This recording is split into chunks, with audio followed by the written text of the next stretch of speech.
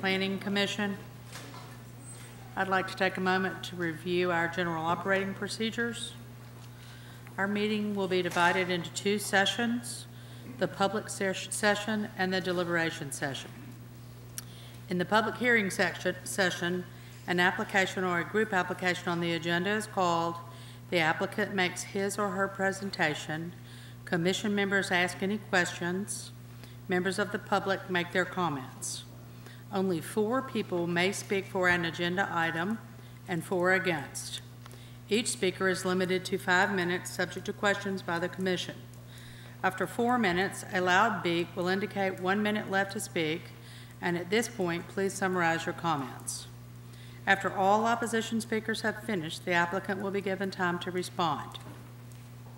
If you do intend to speak, please come to the podium, speak into the microphone, and give your name and address for our minutes. Please direct all comments to the commission only and not to the applicant or the audience. And please remember to speak directly into the microphone. On routine applications, the applicant may simply raise his or her hand if there are no objections to the staff recommendations. I will then announce that the applicant is in full agreement with those recommendations. If there are any questions, the applicant will be given an opportunity to respond. After hearing all applications, the commission will go into the deliberation session. In the deliberation session, the commissioners discuss each application with input from the staff as necessary, but with no input from the audience. The commissioners then vote on each application. Results of the voting can be learned from the planning department. If some issues arise in the deliberation session that were not addressed in the public hearing, the chairman has the discretion either to allow additional comments pertaining to those issues in order to resolve them, or call for the application to be held over for discussion at a future meeting. Occasionally, one or more commission members may recuse themselves from discussing and voting on a given application. A recusal does not necessarily mean the member is directly involved with the application or the applicant. Depending upon the circumstances, ethical rules may require a recusal when there is only the slightest appearance of a conflict of interest. If a regular member recuses, a supernumerary will vote in their stead unless both supernumeraries are already voting due to absences. The Planning Commission makes final decisions subject to appeal on subdivisions, planning approvals, and planned unit developments. The Planning Commission only makes recommendations on zoning applications, with the City Council making the final decision. Please turn off your cell phones at this time. Commissioners and staff, please remember to turn on your microphones when speaking. I'm going to call roll. Carlos Gant. Jennifer Denson. Here. John Vallis. Here. Shirley Sessions. Here. Thomas Doyle. Taylor Atchison. Here. Keena Andrews. Here.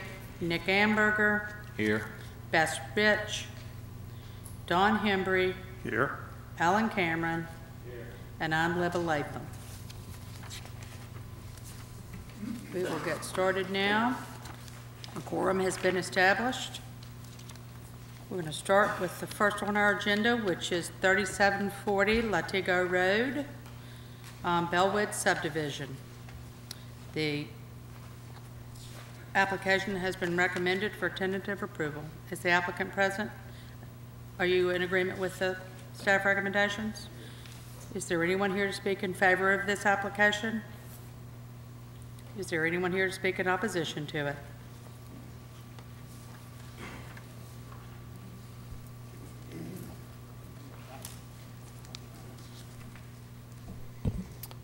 My name is Don Williams, PSE Designs. I am the first of 4 people speaking in opposition to this subdivision application. In front of you, we have passed out a summary of my comments, one-page summary there, and I'm just going to go over those 4 items and then read the summary to you. But I can elaborate as I go along. If we can see the subdivision, not that piece, please, but the overall map.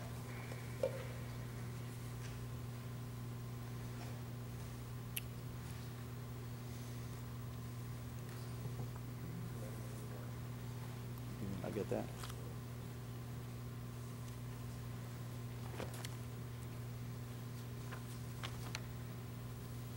Okay.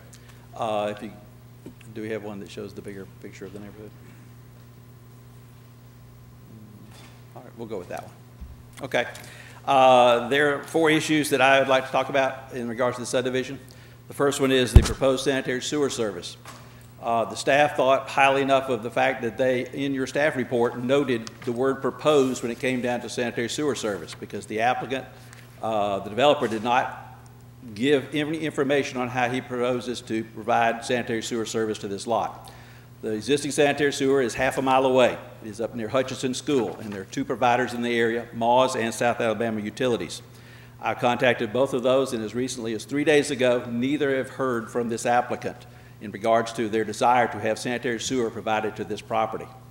We think that is a problem in the fact that this developer is not doing his homework. He is not defining if it's even available through capacity or if it can even be run to him through force main or through gravity service. If indeed he is not able to get sanitary sewer, he's going to have to abandon this property for 30 lots and go with 15, because the septic tanks would then take over and you would have to have 15,000 square feet per lot instead of 7,200 square feet per lot.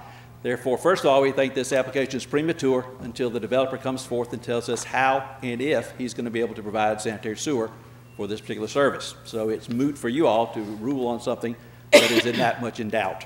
Second of all, we have some significant stormwater, off-site stormwater. If you'll flip to the second page of my handout, you will see a severe rainstorm on the property just north of this. You can see it on the site. Up the top of the page, just north, there's about 20-acre parcel there, and that is what the rain looks like on that 20-acre parcel. Most of the rain you see in that picture will flow over this property that's under consideration, or it will flow to Latigo Road.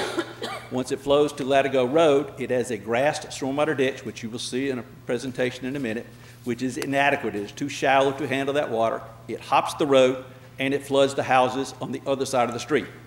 That's the existing condition. We feel like that if indeed this developer goes with a 10-year storm design, they are being inappropriately designing for an area that has known flooding. We feel like at least there needs to be a 100-year flood issue in their design for the stormwater retention ponds, because one of those ponds is going to be outletting just ahead of a pond, a stocked fish pond on neighboring property. The other half of their pond is going to go at the corner and enter into a grass ditch that is about 1 foot deep and about 4 feet wide, which cannot handle even the 10-year storm, much less the 100-year storm. Number 3, gopher tortoises. It's been a long time since I've had to talk about gopher tortoises.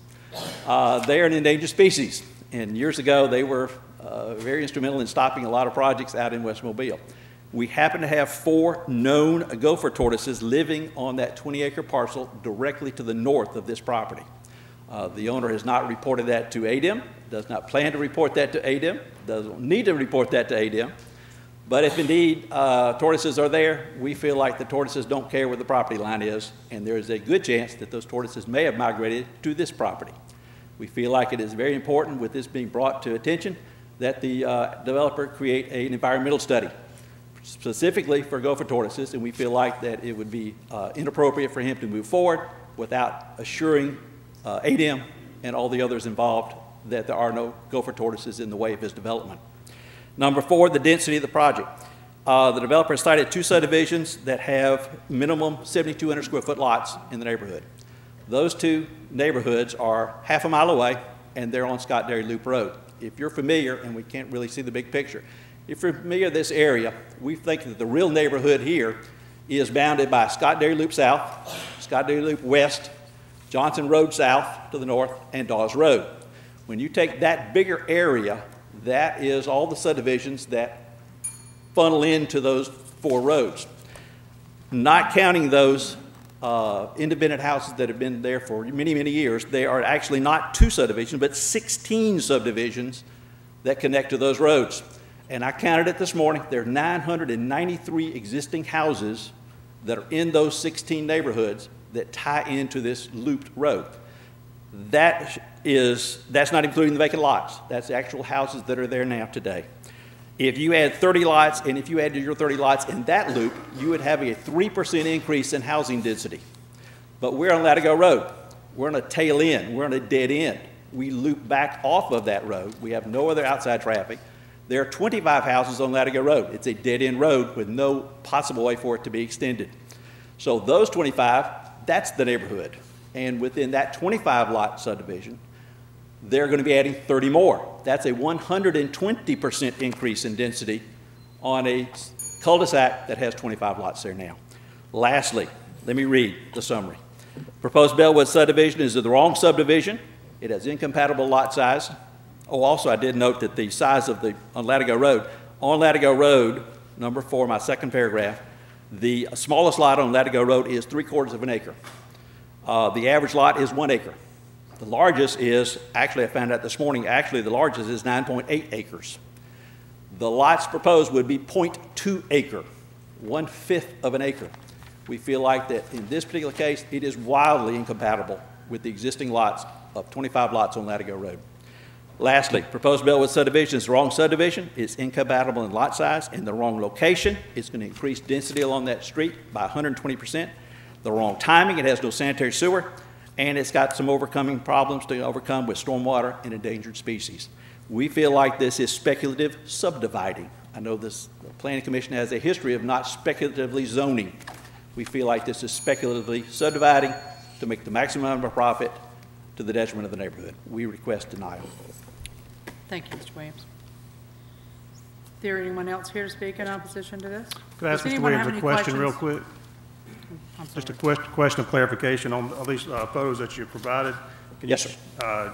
show us on the map where those pictures were taken, please? Directly to the north, directly up at the top of the page. You see the house?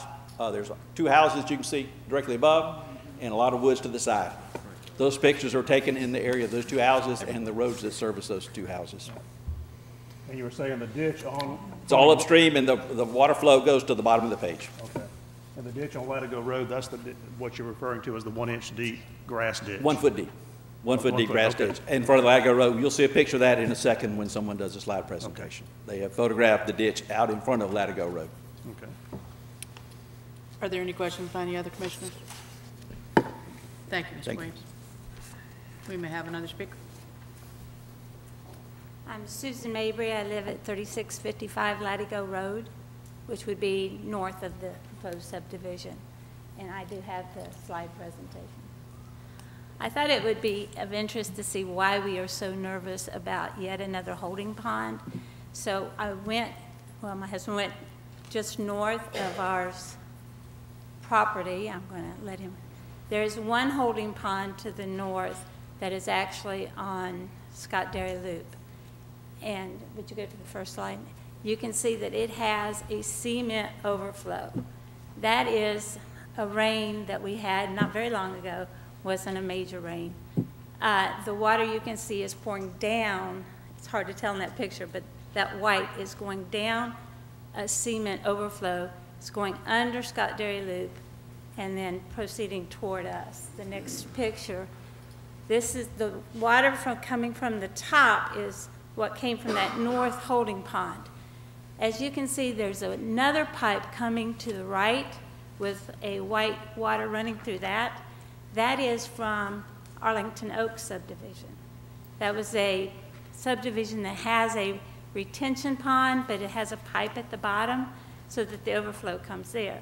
So now we have 2 retention ponds that are both overflowing back behind our lines. So the next picture, they did provide a cement culvert, and it goes past 2 houses. After that, there is an area about 20 to 30 feet of rock, and then it just ends. And the next picture shows what happens at the end. It just spreads out through all of our yards. So we have 2 subdivisions already to the north, both with retention ponds, both that overflow onto us. So we're a little bit nervous, as you can tell, by yet another subdivision. The next picture is just another one that shows going on down the road how this water just spills out, spreads out. Next picture. This is in front of the proposed subdivision. There is no culvert, no drainage ditch, nothing to stop the water that's going to come from that subdivision and go right across the road. At the very least, we feel the developer has got to work with the county to get some kind of culvert along there to get this water all the way down to the end of the road where the dead end is, perhaps, and across and down, so it doesn't go straight across into the neighborhood again. The next picture is just our road. It's not a great picture, but I wanted you to see we don't even have a center striping on our road. The grass is growing over all the edges. This just does not seem like a safe road to add a subdivision of 30 houses traveling up and down this road day in and day night, you know, different times of day and night, in addition to what we already have. You've got construction vehicles. I'm not sure this road's going to handle it, and we feel like maybe the developer should also talk to the county engineer about improvements to the road before this subdivision is allowed to be put on there. I was also looking at the subdivision regulations, and I haven't heard anything about fencing. Are they going to provide fence around this subdivision? Are they going to retain any of the trees that are on the lot of this subdivision? We haven't heard anything about that. One reason I question the fence is we do have a lot of wildlife, not just the tortoises. We have deer, fox, and other things that have been through this property, and we feel that at least they should fence this off and make sure that the neighborhood dogs, things like that, don't harm the wildlife that's there. Thank you. Thank you, Ms. Mabry. Are there any questions from any commissioners? I have a question for council while we're here talking about the stormwater. Last time this was before us, we talked in depth about the flooding, which seems to be a real issue there, but found that we were a little limited in this commission to pass judgment on the stormwater. Can you kind of bring that back up and tell us what we are and are not allowed to rule? Sure, Nick might be able to explain it better than I can, but this is in the county, and all they have to do is comply with whatever the county engineer's office requires for a drainage, and I'm not sure exactly what the county requires now. Nick, can you? I believe the requirements are a 10-year storm, which is very customary in our area. And what everybody has to try to understand is that these ponds are not retention ponds, as in that all the water is retained. They're detention ponds. They're intended to let water come in and then be released at a controlled rate that mimics what it was pre-development. So that's the nature of the pond. So the pictures that were shown with water being released, that's exactly what the ponds are supposed to do. They're supposed to retain a certain amount and then release, you know, at a calculated rate. I have a question for Doug as well. In the subdivision regulations, it talks about, I guess in section 8, E, under criterion standards, under number 2 in standards A, it talks about, it states rather that the commission may for good cause require design based upon a greater storm frequency. What is the threshold for good cause? Substantial, I guess the best answer would be substantial evidence that the layout, elevation of that surrounding area creates a safety hazard that would or should require some additional design.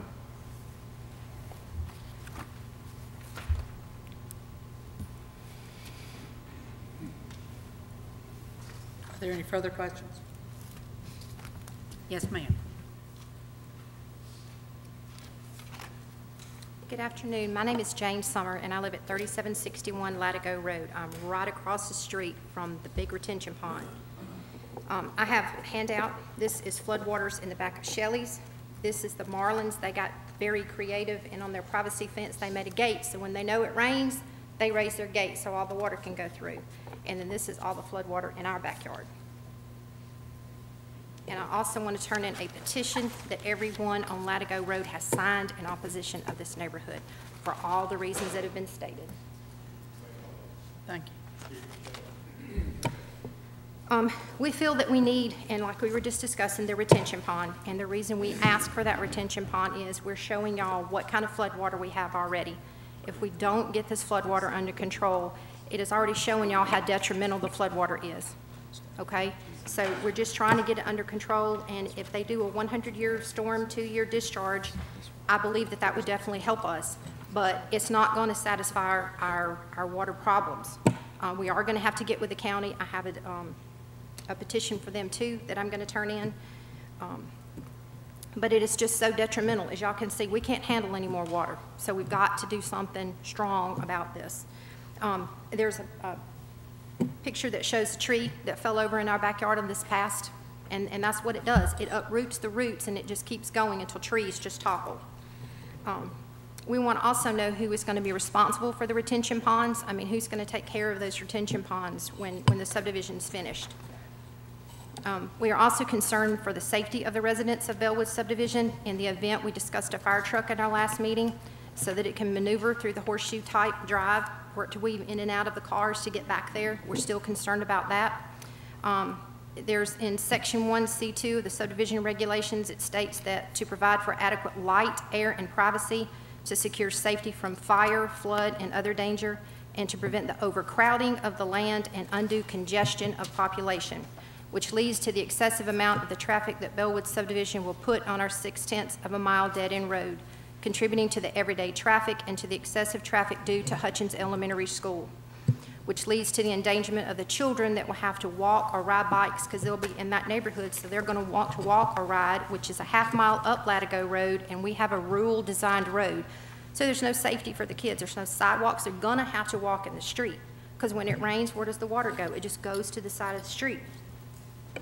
And then they got to walk up a half a mile up Scott Dairy Loop, which is a nightmare already with all the traffic backed up from Hutchins, and then all the cars hustling and bustling trying to get the kids to school along with the buses. So the Bellwood subdivision will more than double the number of homes and triple the amount of traffic on Latigo Road, and we feel that our 0.6 of a mile road would not be able to handle the overcrowding. Thank you. Thank you, Ms. Summer. Is there anyone else? Are there any questions by the commission? Anyone else like to speak? Thank you very much. Would the applicant like to say anything?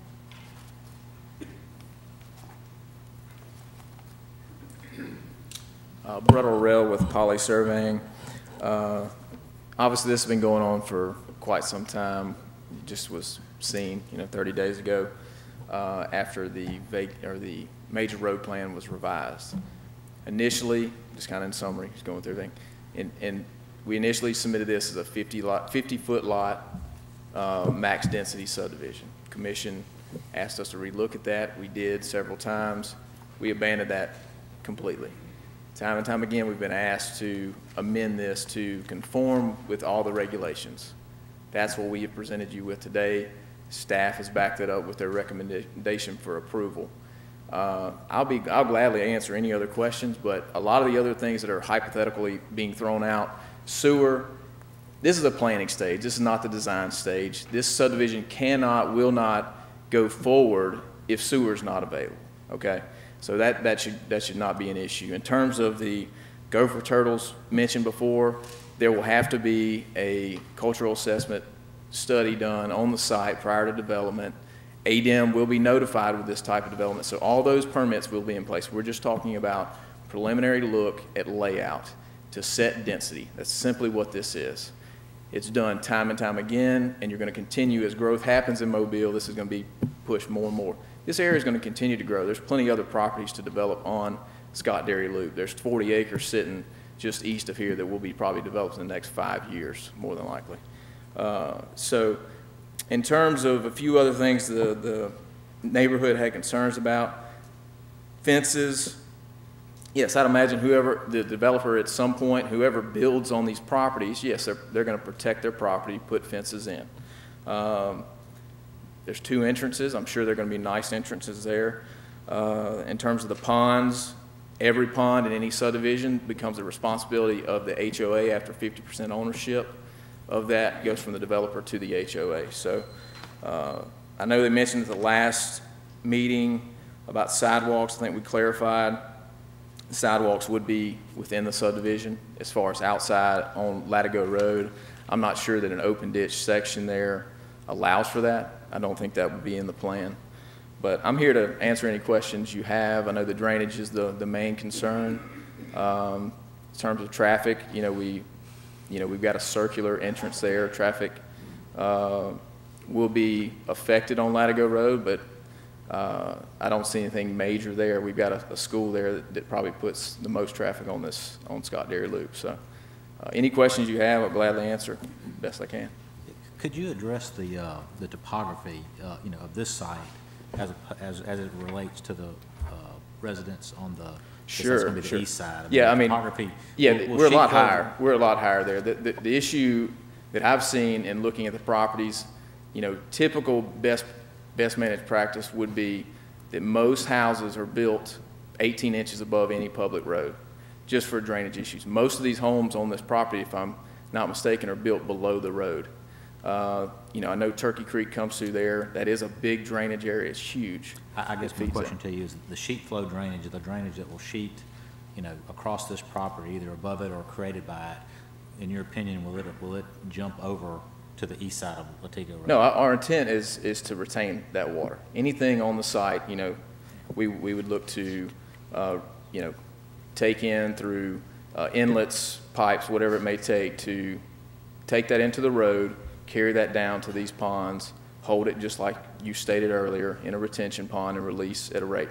Now, when you get in design, there may be improvements along that ditch section that need to be made. I mean, it is obviously a very shallow ditch, so there may be something to get positive outfall that would have to happen moving forward. That would all happen in the design phase, and we're just not even there yet. This is all moving forward to get a layout that's approved by the Planning Commission so that we can move forward into design. But is a natural flow currently to the southwest? I mean, where the retention pond is shown, is that most likely where it's going to go as opposed to being on the east side? The intent is to try to do some grading and reconfigure some of that drainage. If we can take half of the site and actually pipe it, bring it through some drainage easements and actually bring it to that southwest corner, we're alleviating a lot of the stress on Latigo Road. But ultimately, the design engineer will need to design it. I've addressed these concerns to them from what the Planning Commission plus the neighborhood of what, the steps they need to take to ensure that they design it correctly too, and take some extra steps to look at these drainage areas, because it's, those pictures have been circulating for several years, and I understand the issue. In the design phase, you'll take into consideration all the water that's coming out of those pipes, that are coming from the subdivisions north of that Scott Dairy Loop. Typically, I mean, first off, I'm not an engineer, but I do work and have worked with my engineer for a number of years. In terms of design, they're going to look at the drainage area that contributes to this property. Now, the drainage area on Turkey Creek, we may be part of that, but we're not directly releasing into that, if that makes sense. So a lot of that water that's currently coming to them from Arlington Oaks is coming from the north on Scott Dairy Loop and never even crosses our property. So all we can do is really look at what is impacting this property we're developing and do our best to detain it properly so that we don't, increase an impact. Any further questions? Thank you, Mr. Royal. Thank you. We're going to move on to number 2. I'm recused on number 2, so Ms. Denson's going to take over.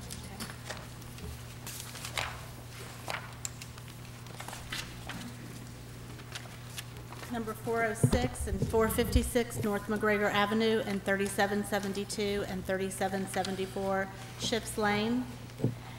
Is the applicant present? Would you like to speak? B.J. Lyon, Lyon Law Firm, 3601 Spring Hill Business Park for the applicant. We have put a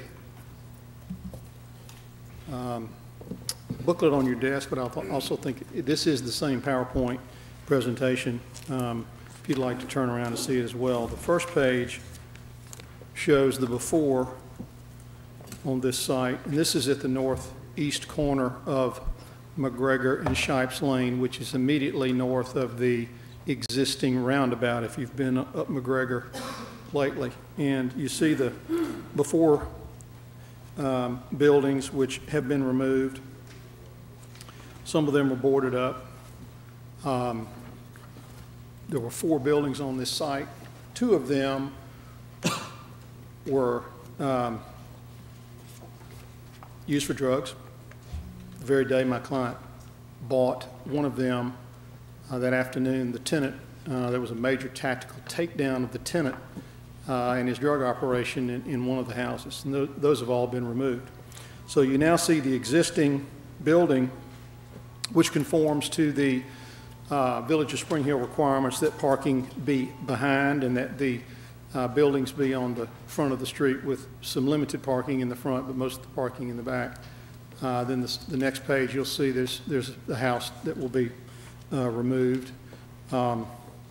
And finally, across the street and around the site, there are a number of commercial businesses, the Clark Gear Latham Engineering Firm, you've got the Spring Hill Swim Club, you've got the Armory across the street, you've got the corner that will be used for business development, you've got a business development across Spring Hill Avenue, and you see the proposal, or here would be to develop a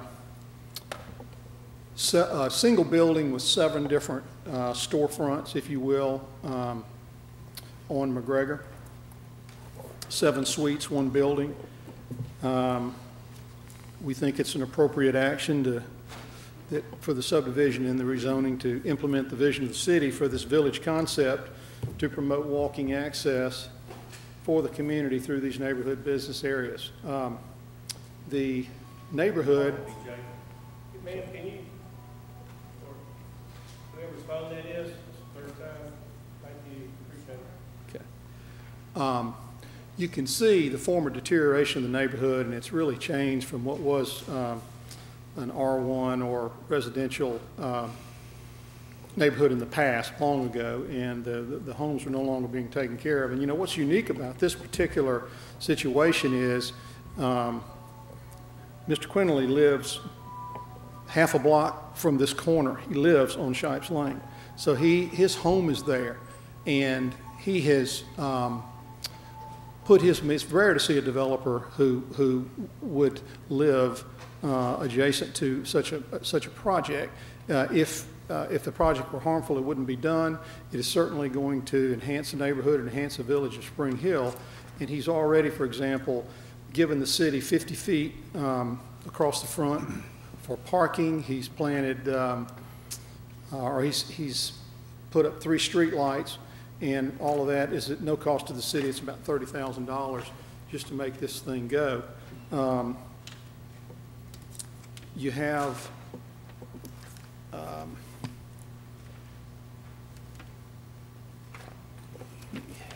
you know, it's going to enhance the neighborhood because of the utility and the walkability connecting this to Old Shell Road and to McGregor businesses, and so you see that the planning staff has recommended it.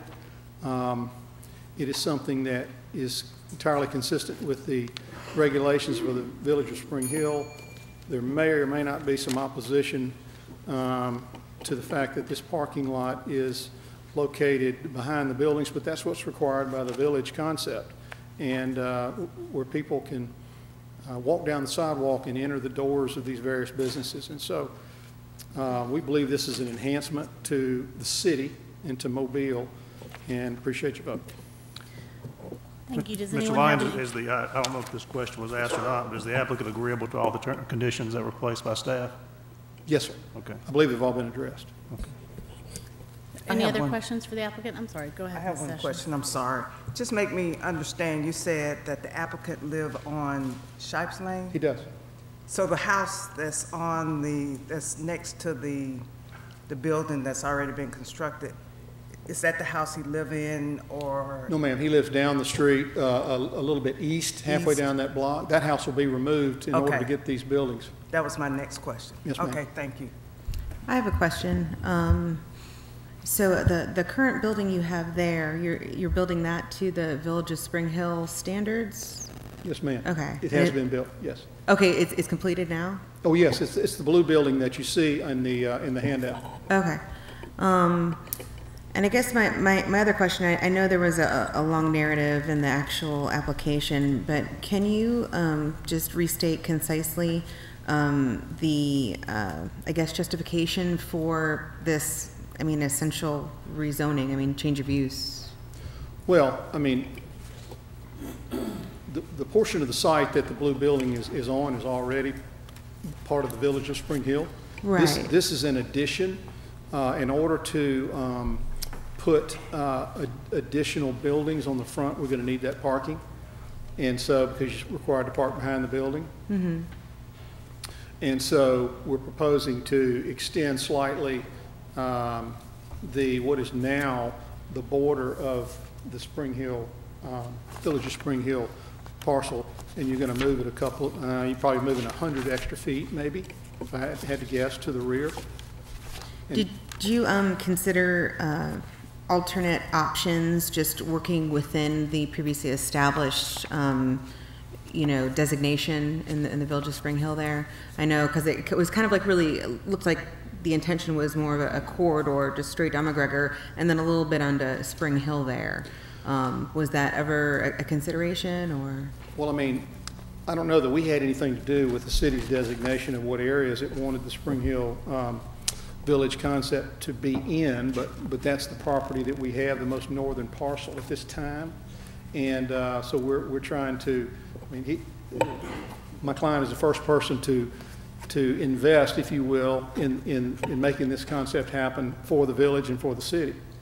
And so this storefront, you could have things like a barber shop, you could have a law office, you could have medical office, you could have a number of things that you used to see on the street and you could walk to, but you can't do that anymore. And that's what we're trying to do. And how many houses were demolished, or how many houses actually in total will have been demolished? I think there were 4. He'll get up and speak, and he can tell you more accurately than I can. Okay. But I believe there were 4 here, both out on McGregor and 2 on Shipes Lane. But he can tell you. But they were dilapidated, as you can see in the photographs, and no one would have rehabilitated them. I mean, there was no justification for putting money back into them for somebody to live there. And I want to make a point here. Nobody's trying to move anybody out of the neighborhood. The neighborhood has just changed, and we need some walkability, and we need a community there. And the community was gone with these houses that were abandoned, for lack of a better word, or being used by tenants illegally.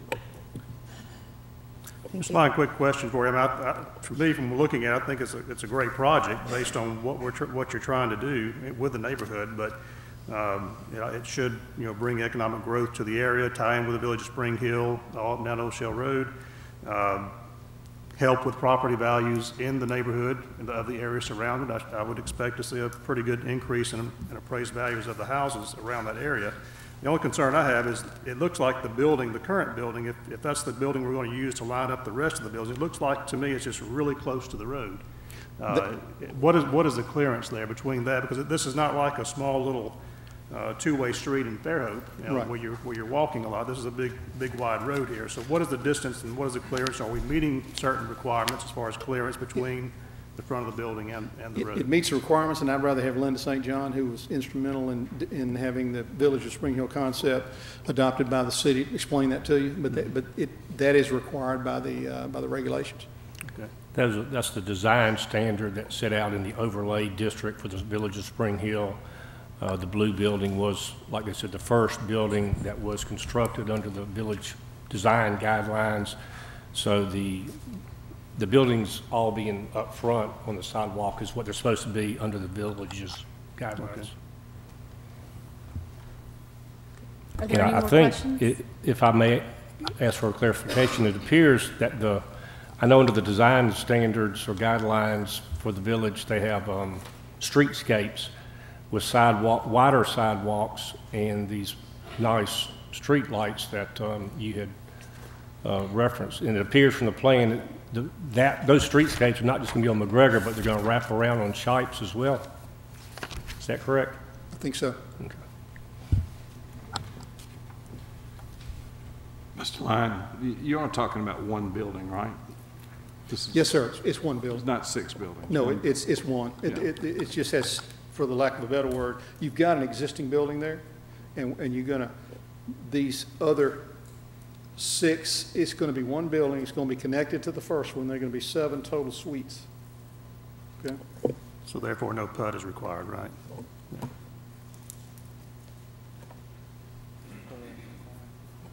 Any other questions? Thank you. Is there anyone else to speak in favor of the project? Yes, sir. Please come down and state your name and address for the record.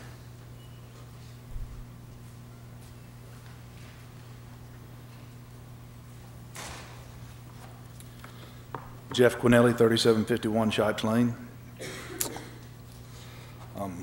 I'd like to say that I've lived on Shipes Lane for more than 11 years, and this is at the end of our street. I'm probably 8 or 10 houses away. I've raised my 2 children there as well, and we're excited to be a part of the Village of Spring Hill plans. And that's why we chose them to build it to this code, to their codes, because we think it's good for the neighborhood. We believe our project will bring much needed improvement to the area. Like I said earlier, several of these houses, there's really, when we bought the property, there are 2 houses that have been tore down. The one on the corner will be, the brick one will be a 3rd one. Where the blue building was, there was nothing there when I bought that piece of property. So there's 2 houses that's come down, just to bring a little clarity, because I know somebody said there was 4, but there's 2. And I guess in closing, I'd like to say that we love our street, and we're excited to be a part of our community, and we look forward to the improvements, hopefully, that you guys will let us do there. Any questions? Thank you. Is there anyone else here to speak in? Thank you, I appreciate it. Anyone else here to speak in favor of the application?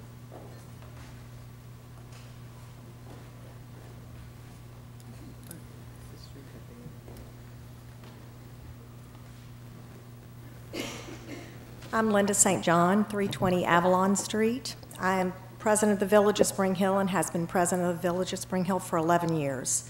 Actually started this whole concept, with the city, been working with the city for 11 years about this.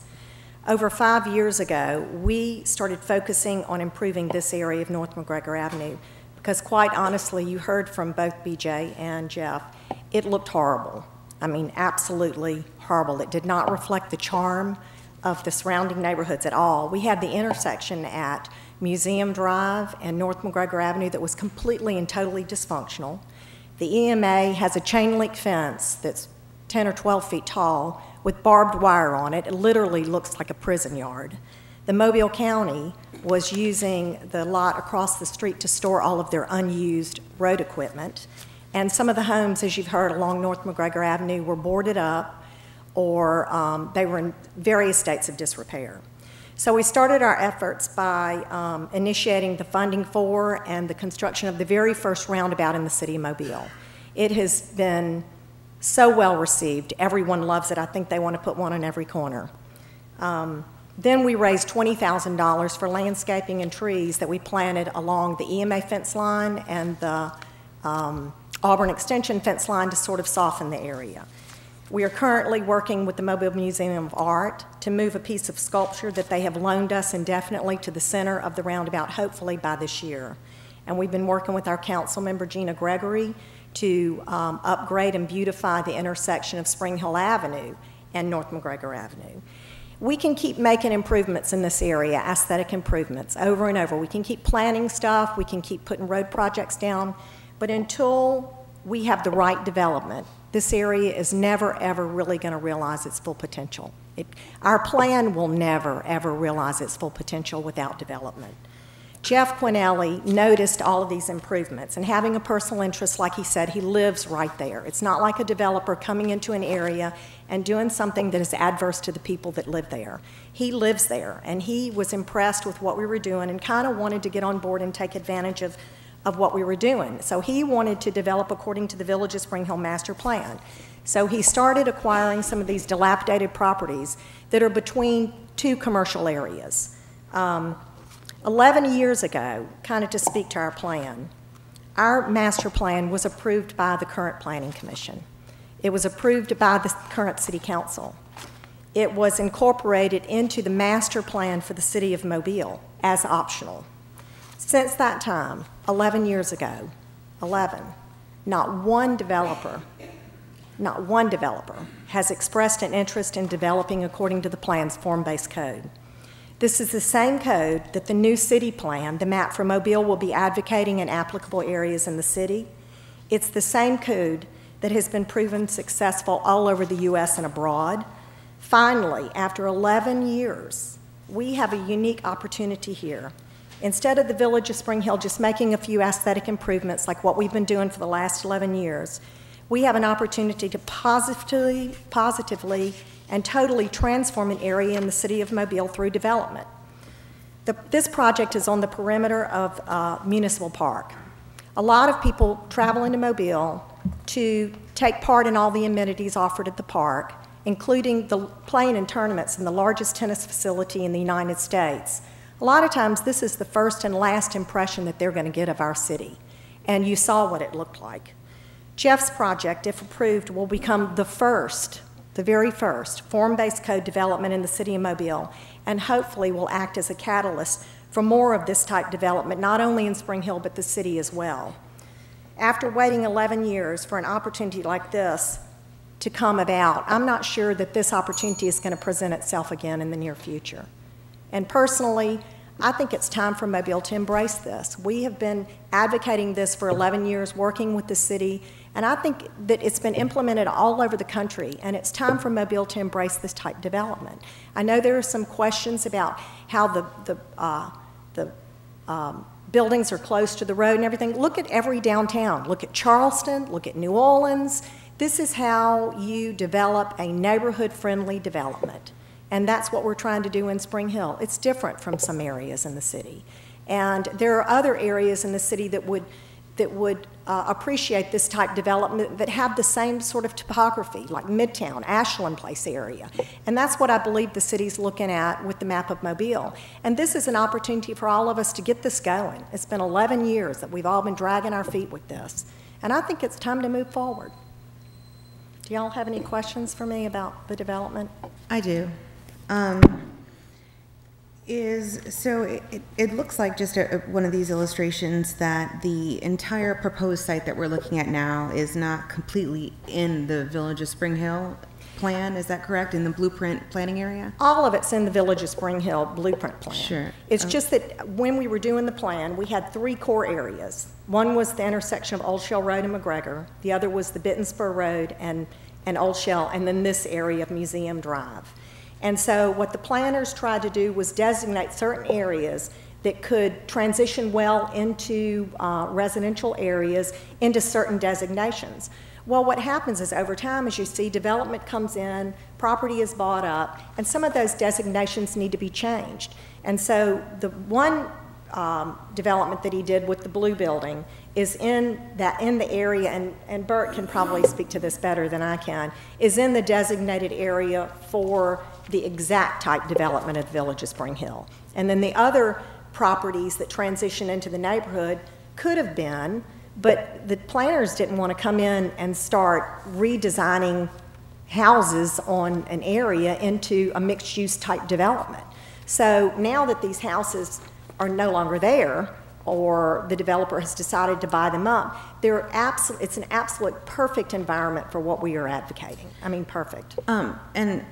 And just forgive me for not knowing offhand, but in the Village of Spring Hill blueprint plan, did it have any of the historical context regarding the Sandtown neighborhood right in that vicinity, and kind of address any kind of potential preservation efforts or just consideration thereof?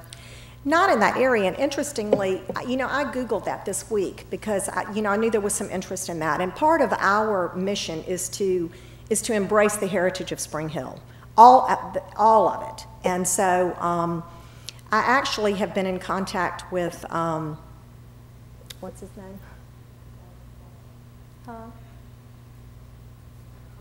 Cart Blackwell. I'm sorry, I'm just having a moment.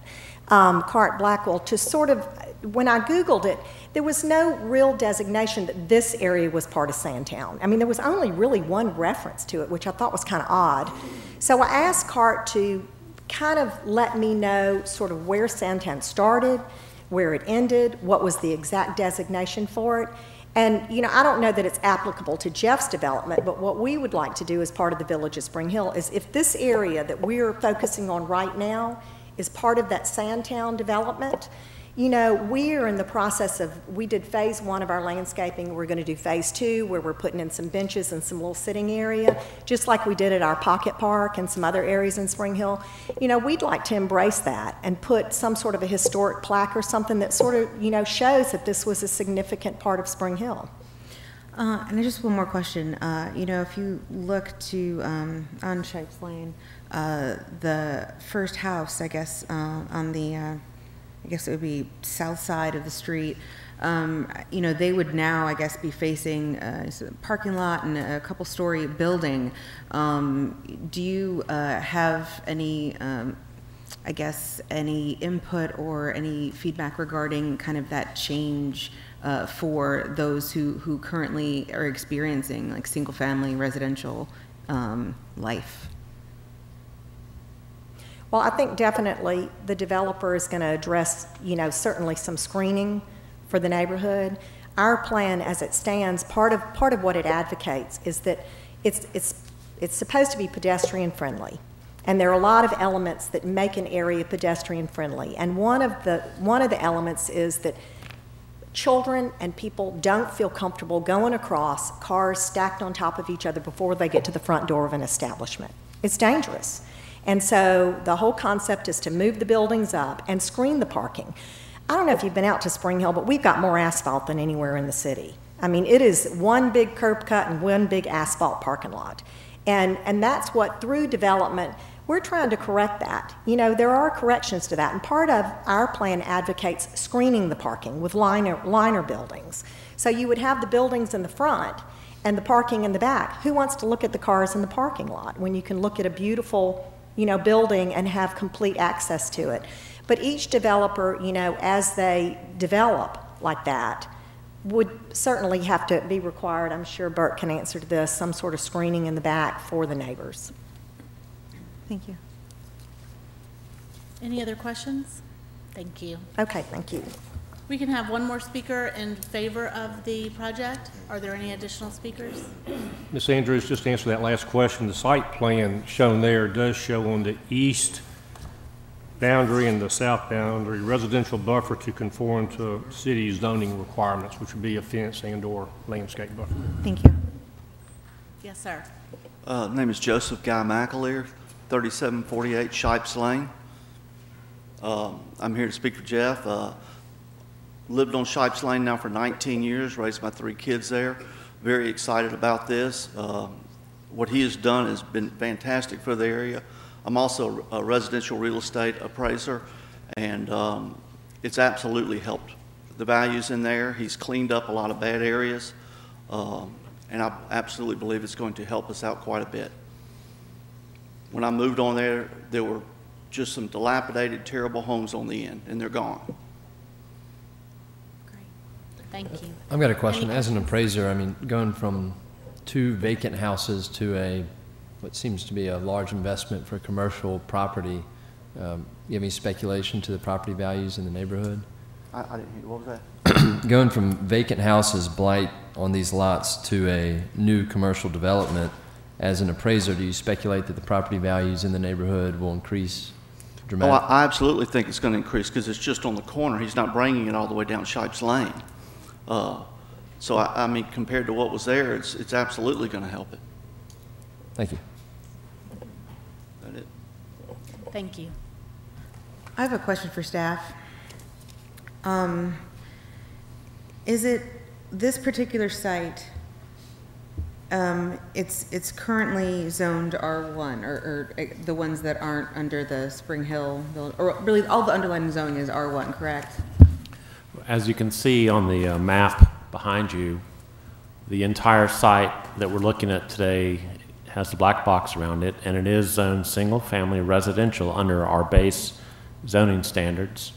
But then when you look at the Village of Spring Hill regulating plan, the blue building that has been constructed is on this green property here, and this green area is called a neighborhood center.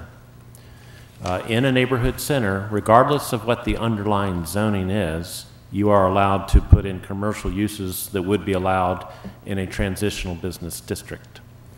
Now, the rest of the property, one lot is in what's called neighborhood general. That's where there is one existing house left.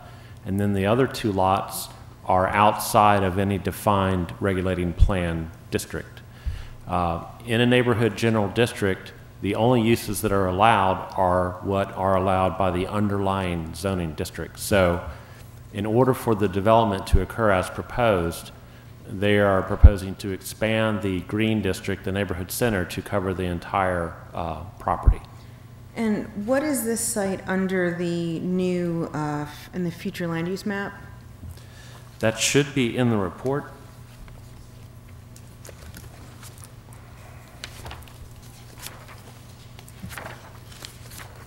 Unfortunately, I didn't memorize that, so.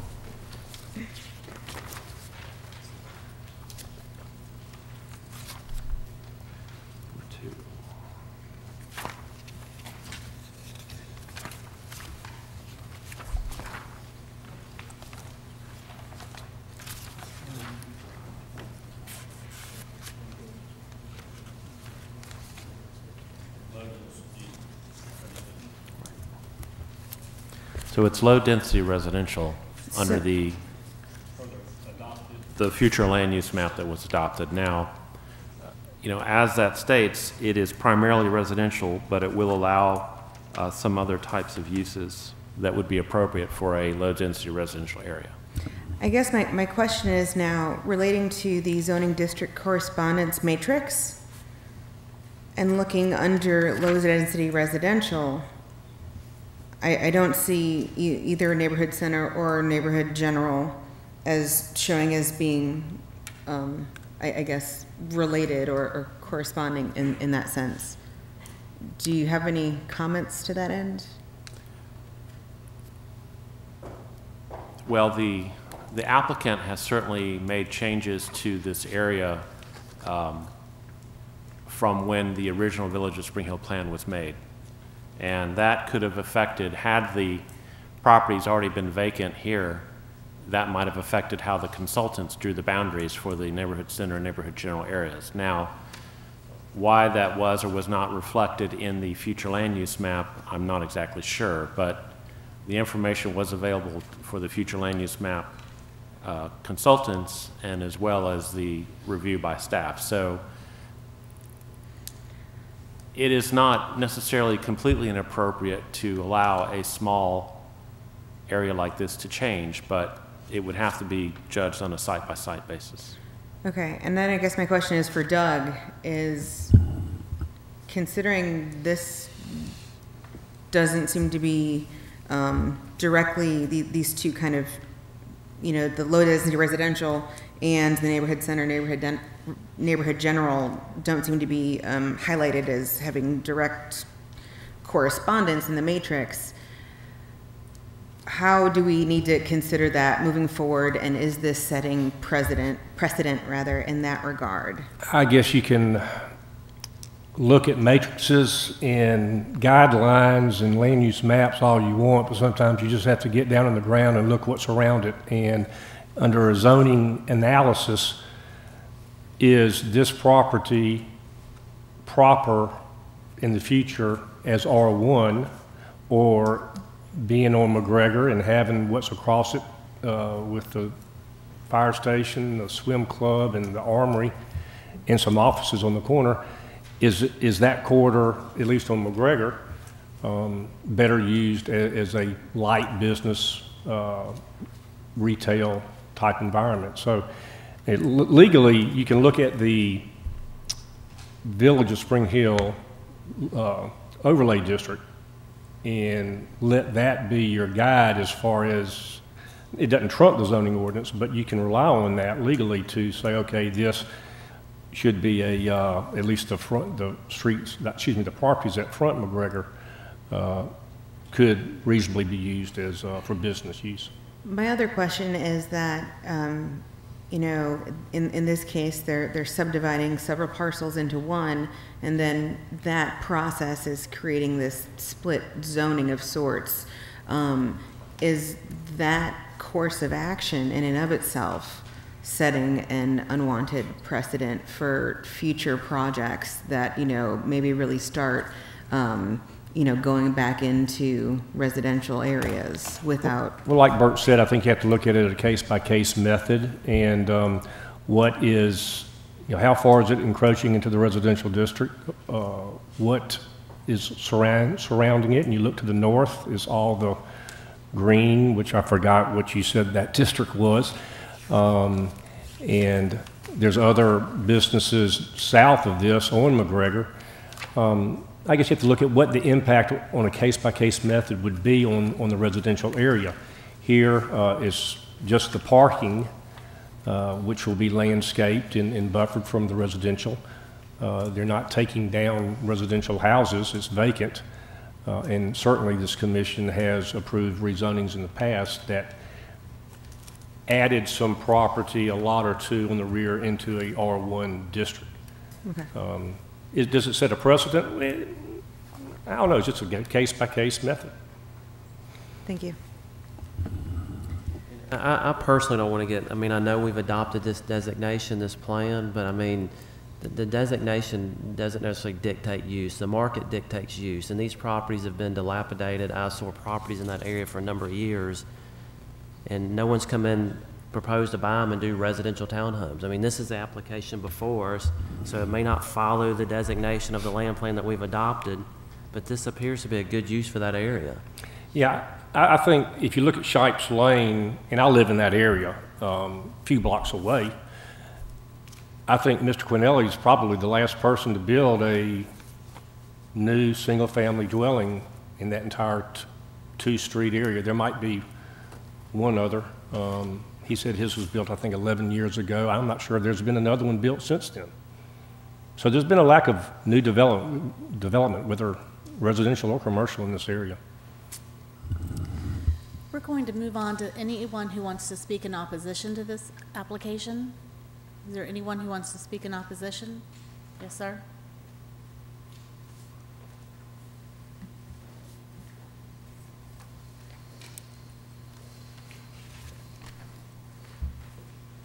Hi, Roosevelt Edwards, 3769 Shipes Lane. Last I was here, I think I left with a environmental impact statement education. I want to first not have to send a hurt feelings report to my neighbor, Jeff. I also live on Shipes Lane.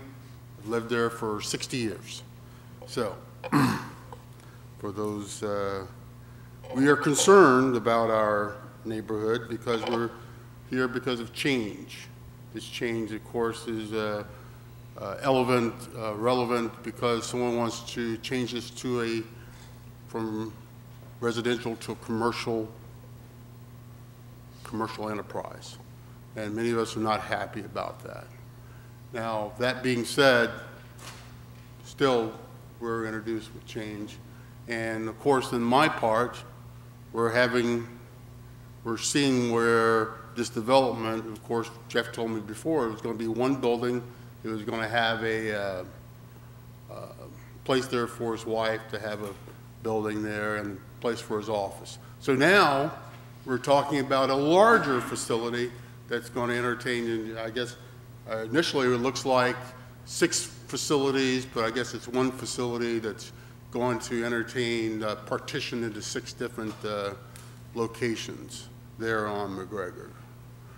Now that dumps into Shipes Lane, and also the parking there, which parking I believe is going to be supported by 45 parking spots.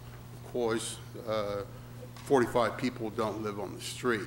So of course, going back to that, that impact statement of exactly how much of the environmental and what use would be for, and of course, you can see where there's new parking already there. And of course, someone got smart and put additional drainage there. But see, on McGregor, there is no drainage coming off on the street. There's only a build-up side road. There is something there right now. There's kind of a water disruptor in the middle, on the side of the street there.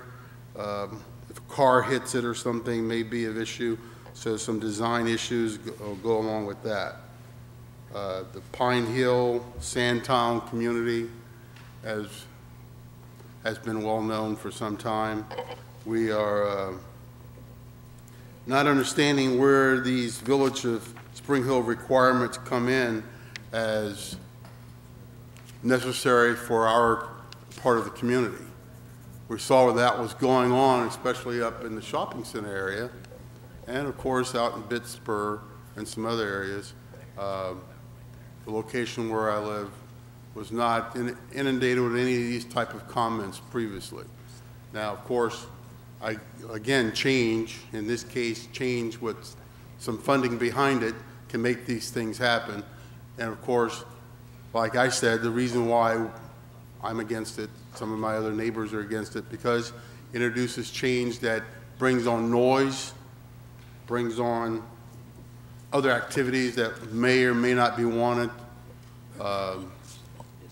I can remember as a little boy being shot at on the street. I was shot at. The kid next to me caught a pellet in the middle of his chest. His family left the area because someone figured it was a better thing for him to do. Of course, like again, I said, hey, this is change.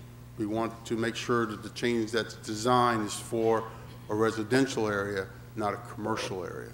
So that's what we're looking for, and that's what we'd like to see. Thank you for your time. Thank you. Any questions from the commission? I have a question. Yes. You mentioned being shot at before. Sitting here looking at this development, I would presume going from vacant houses that I think someone alluded to, there was a drug issue in one of them, to what seems to be a first-class development. Seems like it would offer more safety in the neighborhood. Let me help you out. Nicest house on the street when I was a little boy was that house. That house, and matter of fact, Jeff and I were standing in the street talking about that house and some people that are hanging out there. Sad thing. Sad thing. Probably a good thing that he was able to purchase it and tear it down. We'd like to see that property go to a residential property, not a commercial property. But it seems that there's vacant houses there, then there's no desire to have a residential property there. I mean, there seems to be a pro-con here, and it seems like there's a lot of pros. It doesn't seem that there's going to be a residential development there. Sounds good, as long as it's residential development. That's the ideal situation, isn't it? Other families that are growing within that community. That's what we're looking, that's what, every community would like to have. I was a little boy, I used to have the sock hop down over at the National Guard Center. Noise pollution until 1 o'clock in the morning. Whether our community cared or not, didn't matter. When I was a little boy, the dirt road would wash out anytime a rainstorm would come through. Whether we want because we were a red line area, we didn't get a road. We were the last three streets in Spring Hill to get paved. So, right now, we're being inundated because change, and there's funding behind the change. But of course, what we'd like to see designs toward a residential community and sustain that way. Thank you. Thank you, sir. Is there anyone else that would like to speak against the application?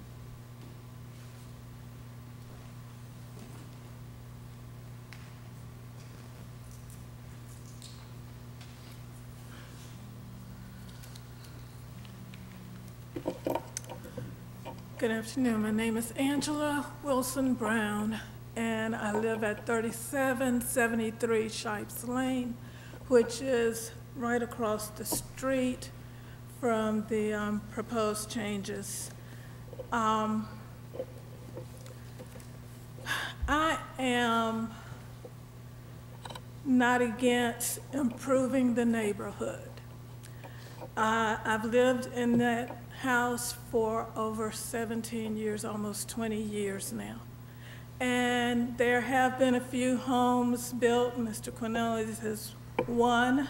He has also built couple of other single-family residences. Well, one he built and one he renovated, I guess. And he's bought other properties, and I have nothing against his developmental of properties. But I am, like other neighbors in the area, it's been a residential area. Yes, there have been some situations which we hoped would disappear, which were unpleasant at the time, and they have.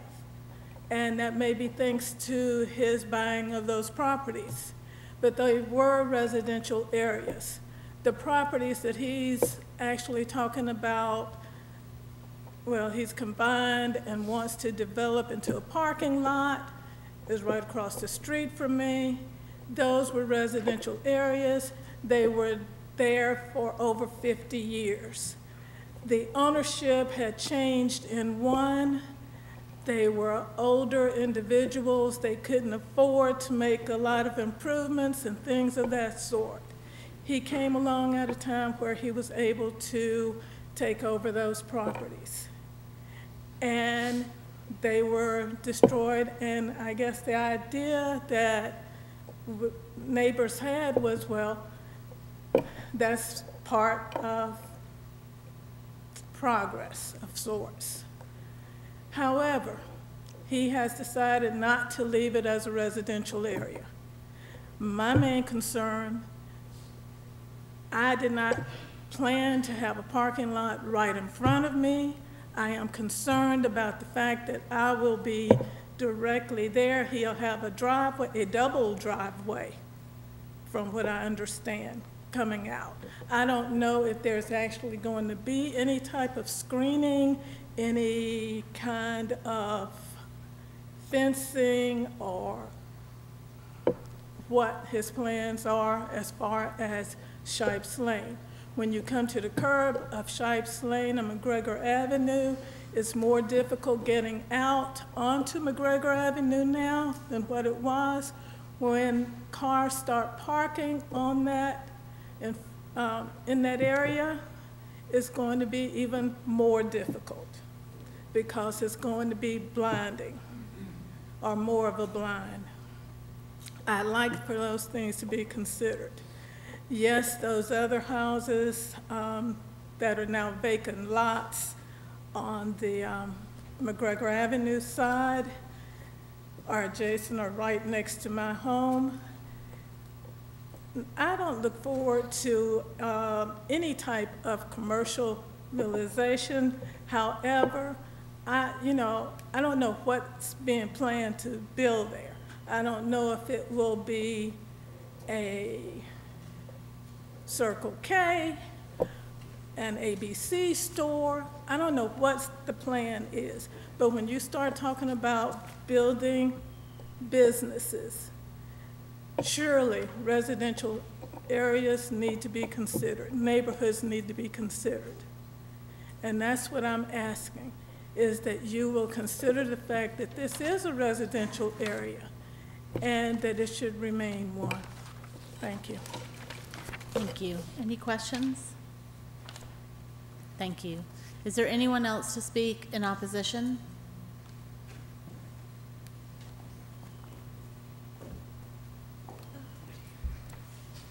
Geneva Gales, 925 Knoll Street. I also own property on Spring Hill Avenue that runs directly adjacent from the blue building.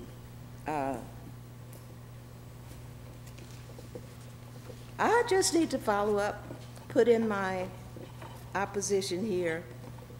What we're really trying to do is keep no problem with updating the property or whatever. We just want to keep it residential and not commercial. Now, it's been spoken that, they do this in other neighborhoods like New Orleans and so forth and so on. Well, this is Mobile. And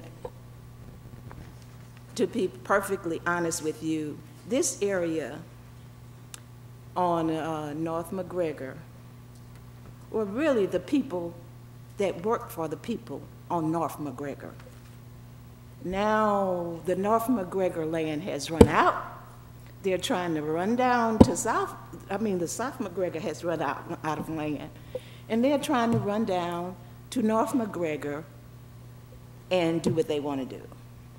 So we want to keep it residential.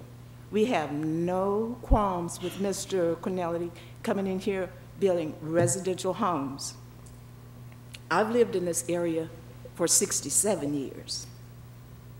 We were all here when this was, I mean, my mother's home is like 6 feet below Spring Hill Avenue when we used to live flat on the road with Spring Hill Avenue. So we are trying to convince you,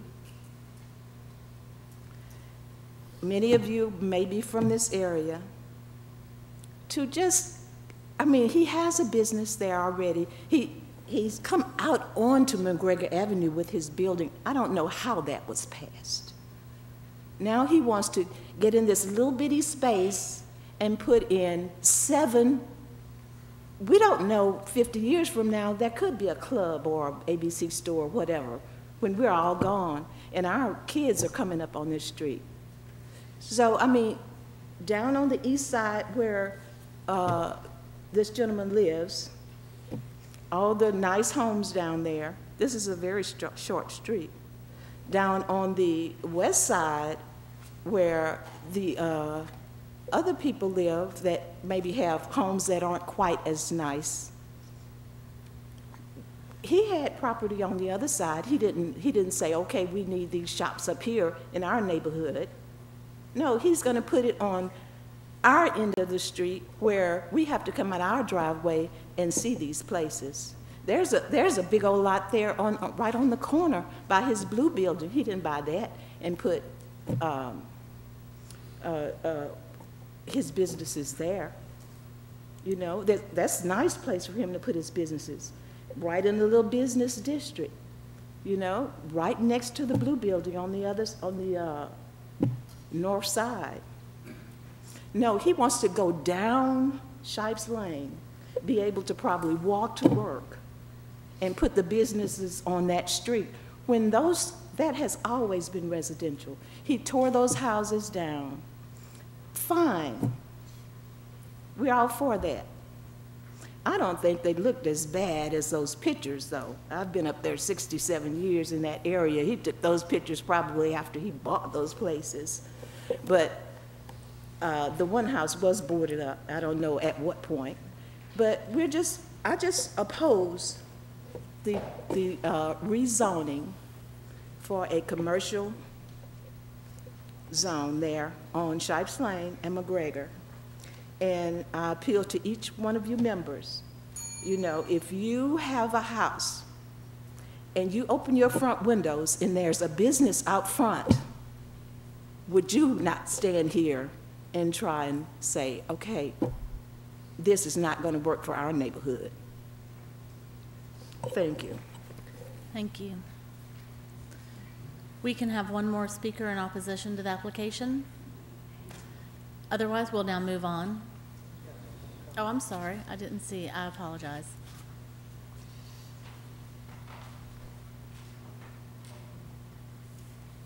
Please state your name and address for the record. Excuse me. Good afternoon. My name is Mary Frances Craig. I reside at 3838 Mordecai Lane. I'm a 78 resident of Stein Reservoir subdivision, which is the affected area that we are talking about. I was sorry to get here. I did have a petition to turn in, but at any rate, I want to address this to the Mobile City Planning Commission regarding opposition to the zoning changes requested, submitted by Jeffrey Cornelli. The residents of the Stein Reservoir subdivision misnamed on the application as the North McGregor subdivision, Cornelli Hale addition in the zoning request, opposed the zoning change request made by Jeffrey Quinelli, dated as of June 15th, 2017, and any subsequent requests related to this property to, number one, change the regulating subdistrict from neighborhood center and neighborhood general to village center. Two, create one legal lot of record for 406 and 456 North McGregor Avenue and 3772, 3774 Shipes Lane for the purposes of commercial usage. The resident opposes the zoning change request for the following reasons. Excuse me. The site requested for zoning change is designated as low-density residential per the adopted future land use plan and map, and the resident opposed all proposed changes to this designation. The neighborhood resident of the subdivision reject, that is, the authority of the village of Spring Hill to have any oversight of and input into development, redevelopment of property in this subdivision, as the residents were not invited to participate in, nor were ever a part of the development or approval of their blueprint for Spring Hill.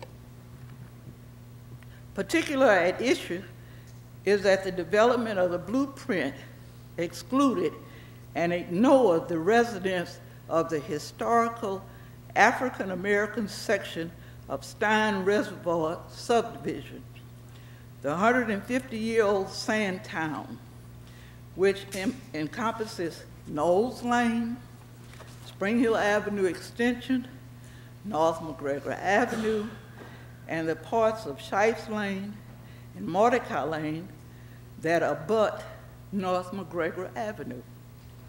This is the specifics that is most directly affected by this zoning change request.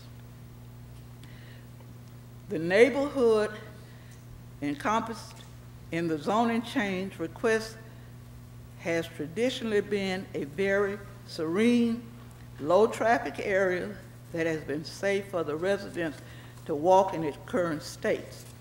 Addition of commercial businesses in this area will pose a safety risk to the walking and driving residents due to the additional traffic that would be brought to the neighborhood.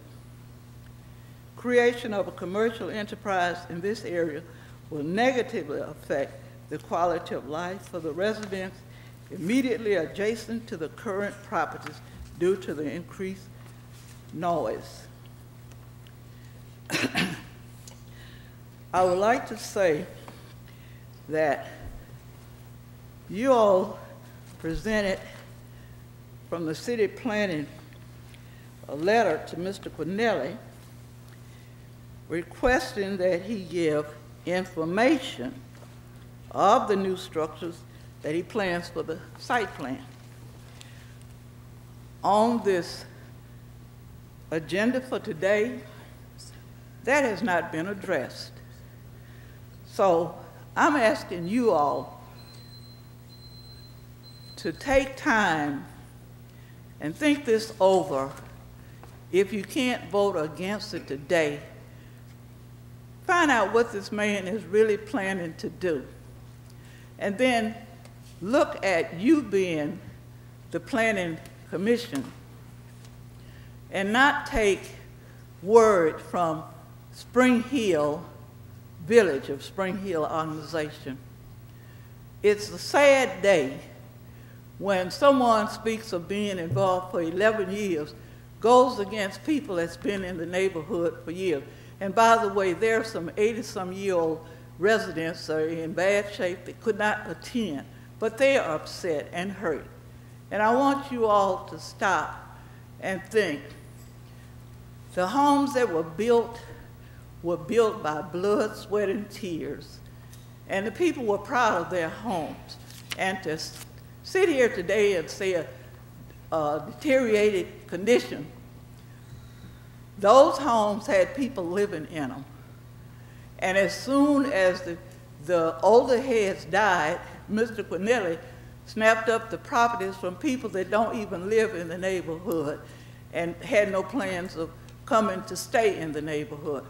But we have been there and persevered and what all, and have seen Spring Hill have paved street, seen Spring Hill Avenue done, seen the first fire hydrant, seen the first street light, and we have always worked. So, Mr. Quinelli has a nice home and mansion. God bless him. He moved in the neighborhood because it was what? Safe. It was safe because we, the residents, strove hard to keep it safe. And as far as him saying the drug houses, guess what? 406 McGregor was the only house, well, it was two, the other greenhouse, and he owns both of the properties. And those were the drug houses. None of the other residents that have been in there has ever had drugs, and we are proud to be able to own our little tents or whatever you want to call them, and to us, they are proud, a piece, a jewel, and it's awful that anyone would come, want to be a part of the neighborhood, but tear it up. Why couldn't he replace the homes he tore down with other homes and still made it a beautiful neighborhood? Thank and you I'll very be much. glad to meet with any of you all to give you the history of Stein Reservoir. And please do not rename this no North McGregor Quinelli Hale subdivision. It's not fair to us Thank who you, has ma'am. been there all of our lives. Thank you for your comments. Unfortunately, we're out of time. I appreciate it. Are there any questions for our? Ms. Mary, may I ask you just a quick question, just out of curiosity? Have you seen the actual drawings of the property? You said you weren't sure about the property. Have you seen the actual architectural drawings of the property that's proposed? No, we have always been excluded for what's to transpire. And that's the part that really makes you feel as if, are you being considered as being a human being, a resident? We have been totally overlooked. And I am very active in the community and would have gladly been able to sit and look. And furthermore, this building will not complement the other structures that's in the neighborhood. And it's supposed to be, if you're doing something, to blend in. So all this two-story and everything on that end is one-story homes that I guess eventually will be saying that they, and that's another thing. Think, if those homes were so deplorable and deteriorated, why did the city request they be torn down instead of Mr. Quinelli purchasing them and tearing them down? Bert, real quick Thank you. question from staff. I guess all the notices were sent out, notifications to the neighborhood were sent out properly? To my knowledge, they would have received the 300-foot notification Okay. and then the adjacent for the subdivision. So yes. Okay. Thank you very much. I appreciate your comments. Any other questions from the commission? We'll move on to, I'm sorry. I mean, I don't know, I may have a question for the applicant or the applicant's engineer. Okay, yes. Would the applicant like to come Or up the- and address any of the comments or concerns that were raised?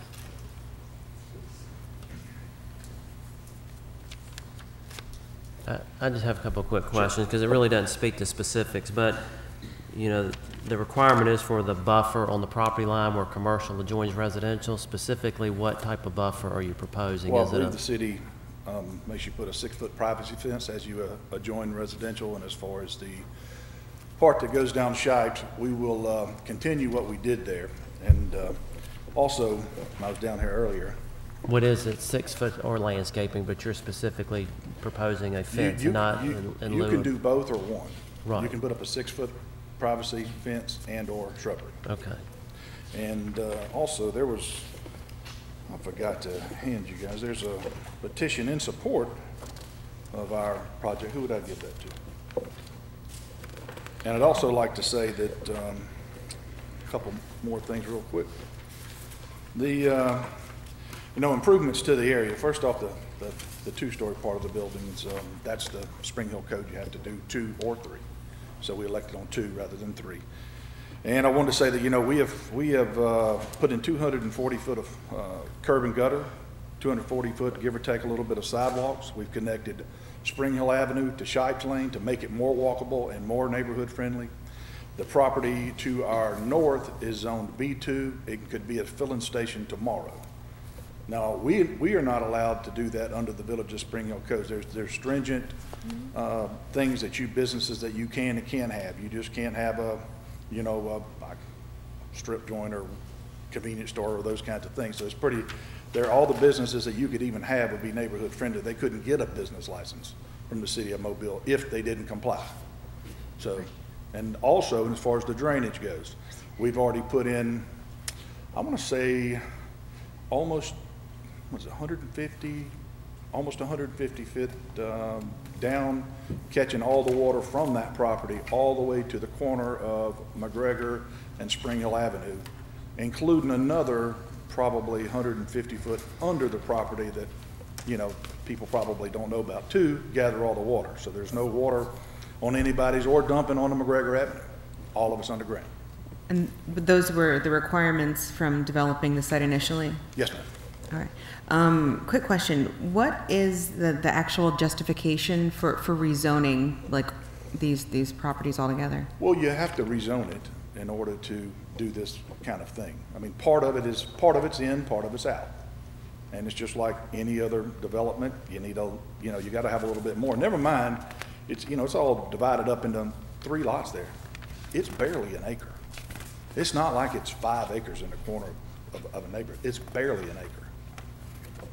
I have a question for traffic. Do you see any benefit if the access on Shipes Lane was shifted just further west? I mean, is just to kind of deflect traffic from going further down the street, or that's really, we're only talking about? That is definitely something that can be considered. I think it's probably just lined up based on what the developer wanted as far as the access from the existing lot, just kind of circulation wise, but it could be relocated. It very well could be. But is that curb already in? Is that? No, it's not been permitted. It has not been installed yet. Yeah, there's 2 there now, and traffic only 1 to 1. So my thought was if it was just moved further west, and it kind of keeps traffic from going down the neighborhood, they'd kind of come in. That's right. Take a left in a little bit quicker. Yeah, and one way in is to go down McGregor Avenue and come in, right Right. beside the building is another access. So you've got more access coming from McGregor as well.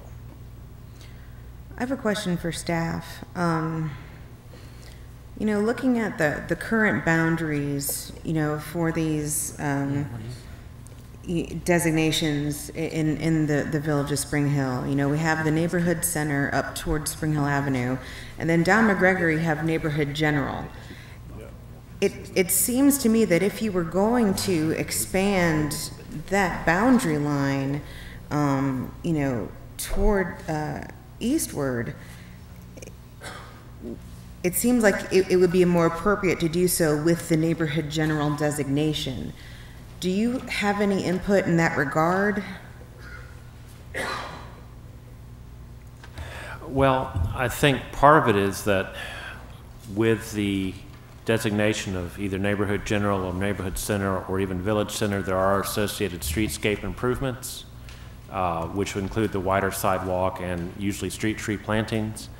And the neighborhood general designation, I believe, doesn't include the 12-foot wide sidewalk, which is what's going to be proposed, but it includes I think a 5-foot or not quite as wide sidewalk that would be part of the improvement based on the street frontage and the fact that it's being designated neighborhood general. Now, by taking the neighborhood general further into the neighborhood, it would then result, if there were new homes built, they would be looking at having to do the improved sidewalk as well. So I think there's some implication that, at least along McGregor, you're looking at an intent of, since that's more of a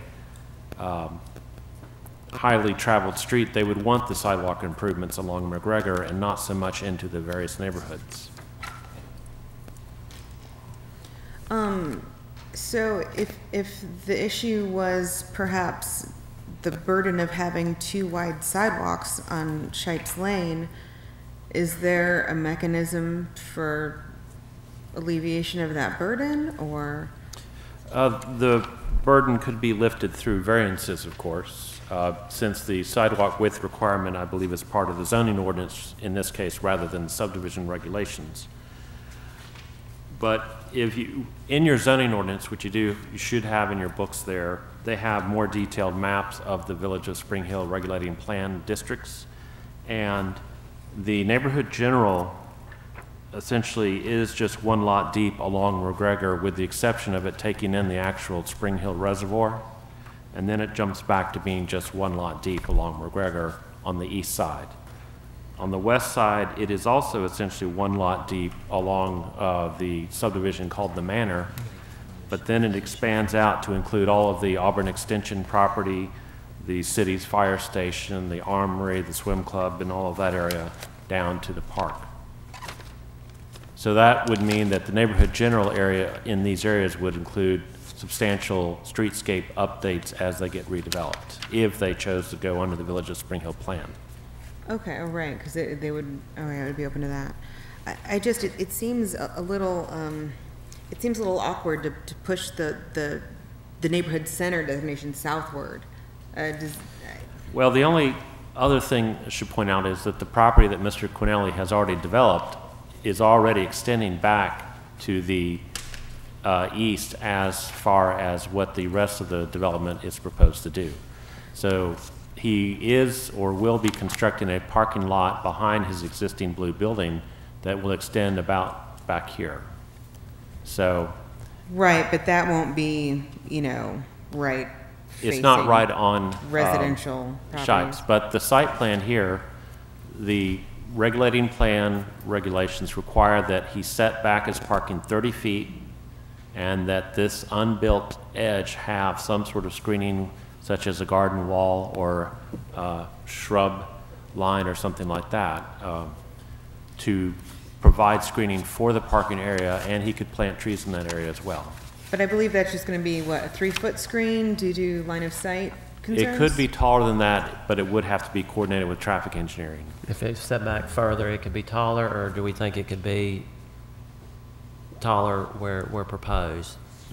Well, he could have something right on the property line that would be 3 feet, and then behind that have something else in terms of a tree or vegetation. I have another question for staff. If it's the case that this plan did not have a community engagement component that was truly comprehensive and inclusive of the residents in this area, should we take that into consideration in looking at expanding it further, you know, into this residential area? Well, I was present during some, if not most, of the public outreach process with the Village of Spring Hill, and they did have large meetings, and I cannot say for a fact that everyone in the Village of Spring Hill area was invited. It's a large area going from Interstate 65 on the east, the CN Railroad on the north side by 3 Mile Creek and Municipal Park, University Boulevard on the west, and then Airport Boulevard on the south. So that's the overall Village of Spring Hill area. And I would think, and I'm relatively certain, that they did make a point of contacting as many people as possible and having outreach. There was publicity associated with it, and in the final large public outreach meeting that was held at St. Paul's in their auditorium, Mayor Jones was present, press was there, and it was very well attended. So. Kind of like we're getting into deliberation now. We got a lot of people waiting. Can we, unless we have any more questions of the applicant? I'm sorry, can I we, had a specific question. I'm done. Some of this just needs to Okay, be I have a labeled. question, Mr. Quinley, and this is regarding lighting. I think one of the residents had some concerns about the parking area being right across the street from her home. Has there been any discussion as far as lighting? Because I know you have to have lighting in the parking lot. What type of lighting will you have, and what type of impact will it have on the resident? Well, I believe the Village of Spring Hill kind of dictates the kind of lighting we can have, but in regards to that particular neighbor, she's on the other side of the street, and then there's a 30-foot buffer. Okay, so she's directly across from the Yes, ma'am, parking lot? she's directly across the street, and there's a 30-foot buffer. So you got the whole street, both sidewalks, and then a 30-foot buffer. Okay. Okay, thank you. Yes, ma'am. Was there one more question, or was that it? Okay, great, thank you. We'll be moving on now.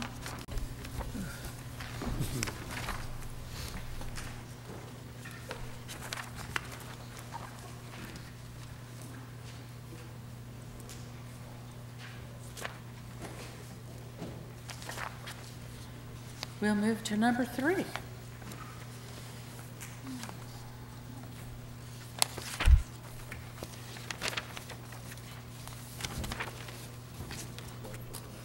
(5451) Moffett Road.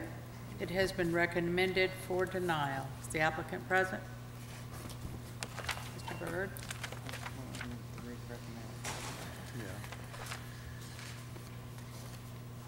Jerry Byrd, Byrd Surveying Company for the client, for the owner.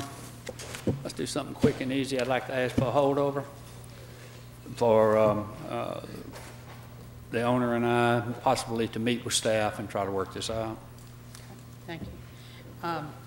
Which meeting? Request for a holdover has been made. It is likely that that will be granted. Is there anyone here to speak, anyone else here to speak in favor Yeah, of 30 this? days, that's fine, yeah. Oh, I'm sorry, I didn't set the date. August Yeah. 3rd or the 2 meetings. August Whatever 17th. 17th?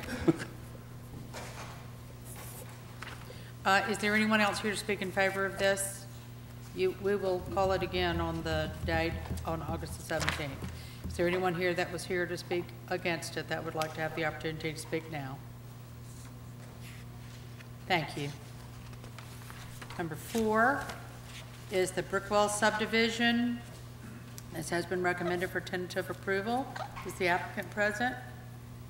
Are you in agreement with the conditions? Is there anyone here the applicant has indicated that he is in agreement with the conditions. Is there anyone here to speak in favor of this? Is there anyone here who is opposed to the Brickwell subdivision that would like to have the opportunity to speak? Thank you very much.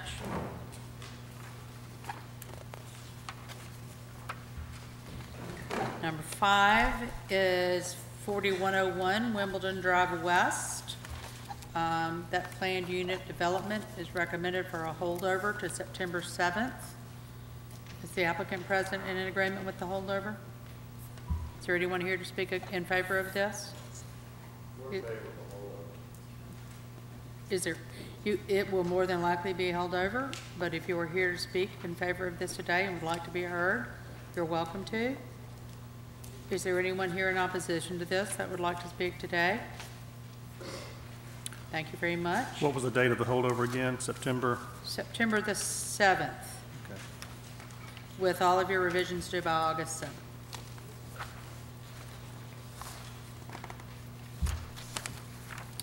Number 6, 1753 Spring Hill Avenue. Ballas is recused. Thank you, Mr. Ballas. Is the applicant present? Are you in agreement with the recommendations and conditions? You are. Is there anyone here to speak? Would you like to speak in favor of this, or is there anyone here to speak in favor of this application?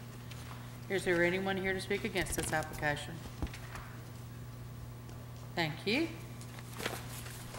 Number 7, new group applications. The first one is 1012 Adams Street, 302 Kennedy Street, and 1013 Basil Street, which is the Mount Zion subdivision. It has been recommended by the staff for tentative approval. Is the applicant present and in agreement? Are you in agreement with the recommendations? Is there anyone here to speak in favor of this? Is there anyone here to speak against this? Thank you very much. And number 8 is the range line. Mr. Ballas is recused. Range line crossing 3 subdivision. Is the applicant present?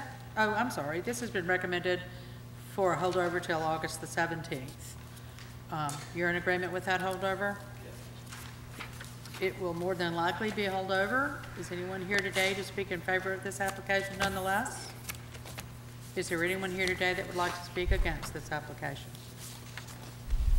Thank you very much. We will move into our deliberation phase now. Thank you very much. Number 1, 3740 Latigo Road. This application has been recommended for tentative approval.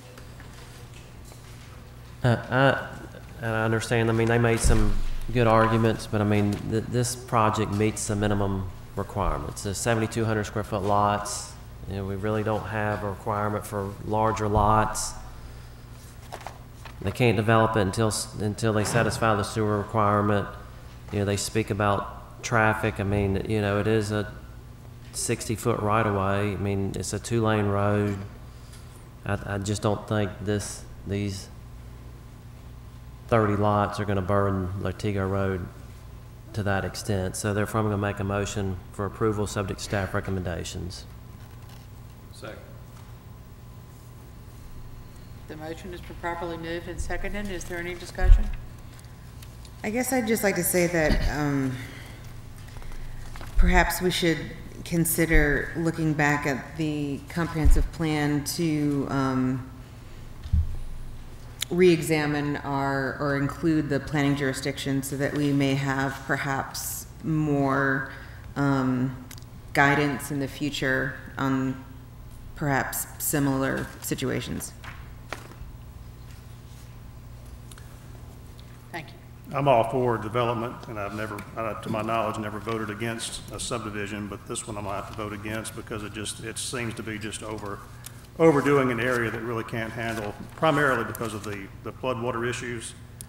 Traffic is a concern, but that's something the county would have to deal with eventually on the roadway, but the floodwater concerns is my biggest concern, and I can't vote for it, so, because of I mean, that. on the pictures they presented, I mean, the houses on the east side of the street back up to a creek. Right. I mean, they naturally fall to the creek. So we've got all these pictures, and any kind of a rain event we have in Mobile, I mean, my front yard almost looks like that. So I can imagine what their backyard looks like when it backs up to this major drainage basin. I mean, you know, that's kind of, they've elected to own houses that back up to the creek, and that's probably, you know, to their own detriment. But I don't think this project is going to further impact that with proper engineering. So that's the reason I made the motion. I did have a quick question regarding fire safety, and I guess just clarification. You had mentioned before that, you know, how it's set up, that if I'm remembering correctly, that we have roads with similar dimensions and layout within the city limits that are difficult to navigate with full-size fire trucks. Is that correct? If this layout was within the city limits, would it be subject to increased scrutiny in that matter? The fire code requires a 20-foot unimpeded width for our access. Of course, on that drawing, it shows a 50-foot roadway. We'd have to approve it. Thank you. Any further comments? Motion having been properly made and seconded, all in favor? Aye. Any opposed? Opposed. Thank you. Number 2, I'm recused. Before we start deliberations, I want to go over a couple of things because this Village of Spring Hill and the zoning district thing is really confusing, and trying to answer one of Ms. Andrews' questions previously while y'all were doing other things. I was reading in the zoning ordinance where these districts are defined and described. Within this district, this part of Spring Hill, there are 3 sub-districts. The Village sub-district, which I think they're going to the Village sub-district classification. The Neighborhood General. Okay, he's going to Neighborhood Center. Okay, so there's the Neighborhood Center, Neighborhood General, and the Village Center. And if you look at the definitions, and these start on page 35 of the zoning ordinance that's in your book, The description of the different uses don't really change. One says mixed-use buildings that may accommodate a range of uses, including retail, offices, residential, and civic uses. That's village center. Neighborhood center, including neighborhood serving retail, residential, and civic. Neighborhood general, mixture of uses, primarily residential, urban, fabric, which may have a wide range of types, residential, civic buildings, and limited retail. So, and I asked Ms. St. John just during a minute ago to confirm what I was reading. The uses really don't change in these districts. It's the more difference in the designs. One of them has a 90% site coverage, 180, 170. I think the size of the sidewalks and the buffer might be a little different, but the uses don't really change within these three districts in this area. I guess I was under the impression that certain districts allow different uses underneath. Is that not correct? The way I read it, no. Is there a charter permitted uses? I mean, it just says, neighborhood serving retail, residential, and civic. It doesn't have a charter permitted uses. Right. Then it allows the transitional business. Okay, in the neighborhood center, in addition to what I just read, all properties within the neighborhood center shall be permitted those uses allowed in the transitional business district of the zoning ordinance, which is retail, neighborhood type retail. So I just want to kind of, because I didn't understand it, and I want to make sure y'all had some understanding. And clarification on the buffering zone, the requirements are, and they will have to meet the buffering requirements for where they join the residential areas. Yes, sir. Make a motion to move to approve based on staff recommendations. Second. I'd like to add an amendment to that. Good. That the driveway be, a drive on Shipes be moved approximately 60 feet to the west. 60? It's about 60 plus or minus to line up with the other driveways. And that the buffer have a minimum of an 8-foot evergreen screen along the south and east property lines. So the 8-foot would be behind the 3-foot if it can't be, yeah. Yeah, I mean, I think the goal or the intent would be that there would be a screening, an 8-foot evergreen screening along those property lines that abut the street and abut the residential property.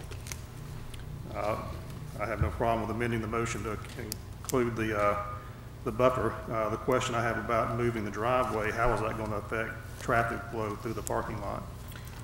Well, my thoughts there was that it would line up with the other ingress and egress, and that the vegetative buffer would be able to be continuous, so that, you know, it would just, that you wouldn't have a break in the vegetative buffer, was the reason for moving it. Mary Beth, you see any problem with traffic flow, how it comes in? It would, if it came in on the north, it could exit just like that. Yeah, I mean, that was part of the comment before was, and I don't recall a specific layout that was previously proposed, but I believe it was 2 one-way driveways initially. And this is much better suited to get the circulation through the main back part of the parking lot as well. Mr. Embray, are you willing to amend your? So traffic is okay with the change to the driveway? Yes, sir. Okay. I amend my motion to include those 2 changes.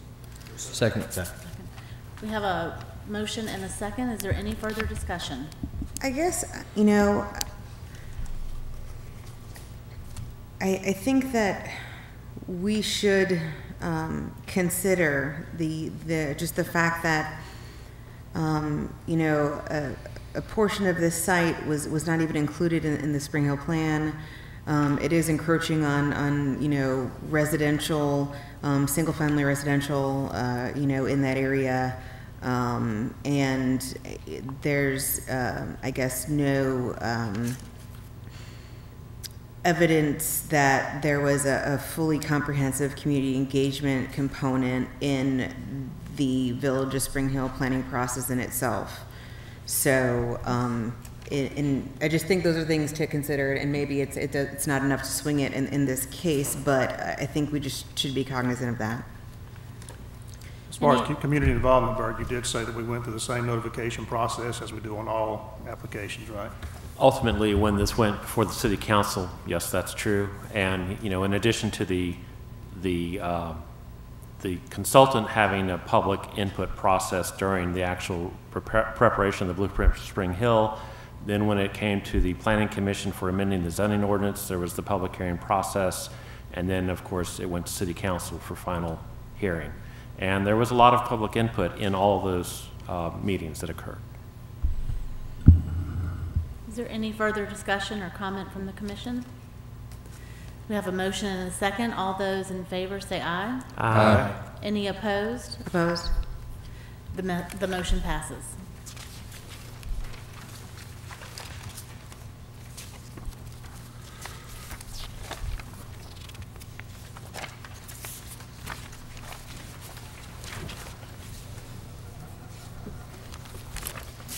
Number 3, Smith's Highland subdivision. The applicant has requested a holdover till August the 17th. I will make that motion. Second. All in favor? Aye. Any opposed? That'll be held over until August the 17th, Mr. Berg. Number 4, the Brickwell subdivision. It has been recommended for tentative approval.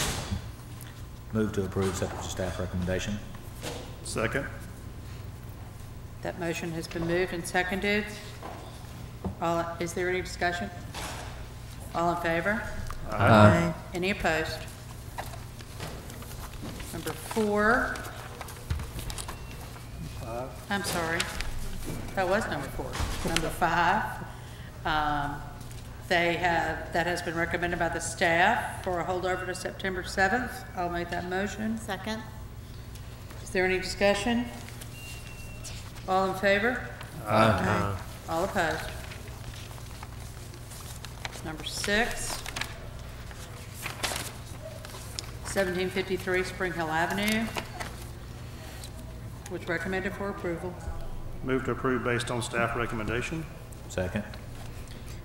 Is there any discussion? There was an email sent where somebody was, I guess, questioning, I think, the location of a dumpster. Yes, that was from the Wells Fargo, which is 2 properties over here. The dumpster is located in this location as proposed. This distance is approximately 30 feet in width, so I believe there's going to be more than adequate access through here for two-way traffic. And the only time that the traffic might be impaired is when the dumpster is actually there servicing the dumpster itself. Okay, thank you. Motion has been made and second. Is there any further discussion? I'm sorry. I had one question. In the email that Wells Fargo sent, it mentioned Zaxby's, but I thought the sign had. Zaxby's was the previously approved restaurant that was going on the site, but Zaxby's has since pulled out of the development, and what is now proposed is a Dunkin' Donuts and then a retail space next to it. Nope. A motion has been made and seconded. All in favor? Aye. Any opposed? Please let the record reflect that Mr. Vallis was confused on that, and I forgot to announce that before voting. There were 2 parts. We needed planning permission and subdivision. I'm assuming, I'm sorry. I did it again. You on 6? Number 7, Mount Zion subdivision. Recommended for tentative approval. Move to approve based on staff recommendations. Second. Any discussion? Having been moved and seconded, all in favor? Aye. Any opposed? Number 8.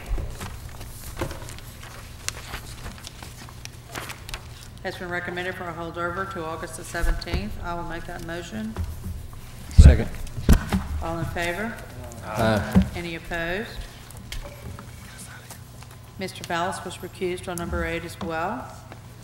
Is there any further business?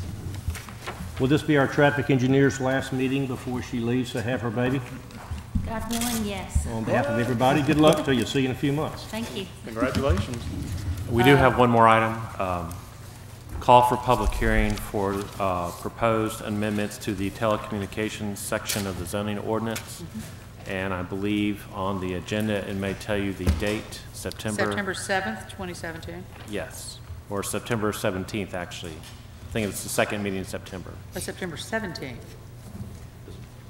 Okay, our agenda says the 17th. So Okay, if it says September 7th, then that is the actual date. But this is to make amendments to the ordinance to remain in compliance with federal law. And this is to accommodate small cell cellular devices. Now, what, So when is the date? tell us again what the purpose of this meeting is for? And it's on This the is a date? call for public hearing to amend Section 64-4J of the zoning ordinance regarding telecommunication towers and facilities. And so I guess we need a motion to make the call and a second. For a public hearing. Yes. Yeah, make that motion. Second. Is there any discussion on that? All in favor? Aye. Any opposed? So we're looking at adopting these changes here, is that Yes, the sir. idea? Yes. Okay, so we need to know what's in here before we vote? Yes. Bert, what was the date of the hearing? The 7th or the 17th? September 7th is what I our think it agenda is says. the 7th. I don't have a, yeah, it is Okay. going to be September 7th. That is correct. And these are all recommendations, regulations that the city has adopted that make sure that we're in compliance with federal code. The legal department has thoroughly looked through this, and this will also require an amendment of the right-of-way ordinance, which is through the engineering department. So there's going to be, So this is a pretty big deal. It is. Yeah. and that is all we have. There being no further business, the meeting is adjourned.